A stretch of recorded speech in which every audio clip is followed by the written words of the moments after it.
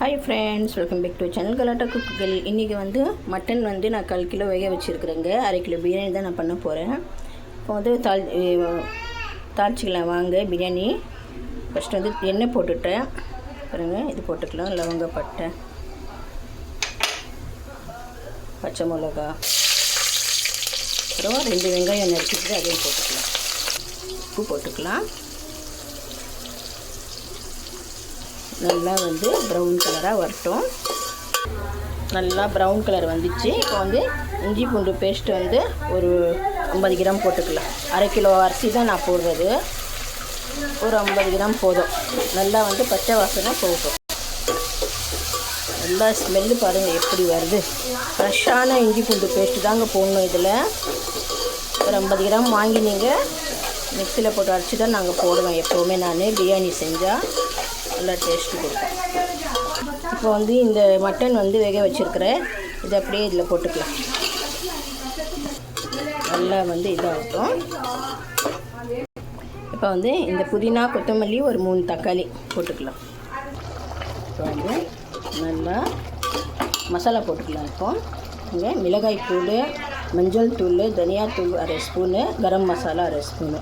உங்களுக்கு காரம் எவ்வளோ வேணுமோ அவ்வளோ போட்டுக்கோங்க. ஏன்னா நாங்கள் பச்சை மிளகா கூட போட்டு இருக்கிறோம்ல, அதனால இது போட்டுட்டு நல்லா பச்சை வாசனைலாம் போய் இந்த தக்காளி எல்லாம் நல்லா வதங்கி வரட்டும். பார்க்கலாம். இப்போ பாருங்கள் நல்லா வதங்கிச்சு. கறியில் இருக்கிற தண்ணி எல்லாம் சுண்டி நல்லா இதாகிடுச்சு. இப்போ வந்து இதில் நாங்கள் தயிர் போட்டுக்கலாம். அப்புறம் எலுமிச்சைப்பழம் வந்து 1/2 எலுமிச்சைப்பழம் ஜூஸ் அதுவும் போட்டுக்கலாம். நல்லா கொஞ்சம் இன்னும் 2 நிமிஷம் நல்லா இதாகும்.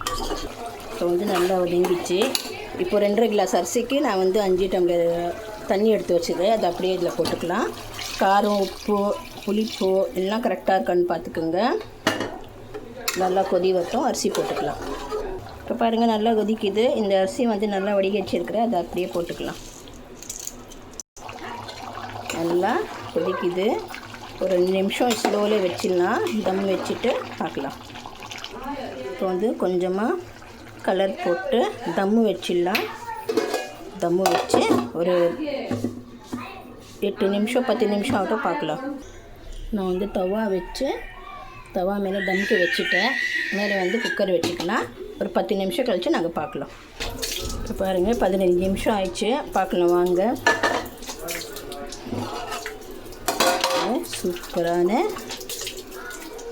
மட்டன் பிரியாணி ரெடி ஆயிடுச்சு. செம்மையாக இருக்குங்க. மட்டன் எல்லாம் நல்லா வந்து கரெக்டாக இருக்குது. இதே மாதிரி செஞ்சு நீங்களும் ட்ரை பண்ணி பாருங்கள். செம்மையான மட்டன் பிரியாணி ரெடி ஆயிடுச்சு ஃப்ரெண்ட்ஸ். அவ்வளோதான். நீங்களும் செஞ்சு ட்ரை பண்ணி பாருங்கள். ஷேர் பண்ணுங்கள், கமெண்ட் பண்ணுங்கள், சப்ஸ்கிரைப் பண்ணுங்கள். மறக்காமல் பெல் பட்டனை கிளிக் பண்ணுங்கள். புதுசாக வரவங்க சப்ஸ்கிரைப் பண்ணிவிட்டு பாருங்கள். நம்ம சேனலுக்கு சப்போர்ட் பண்ணுங்கள். லைக் பண்ணிவிட்டு பாருங்கள். பாய்.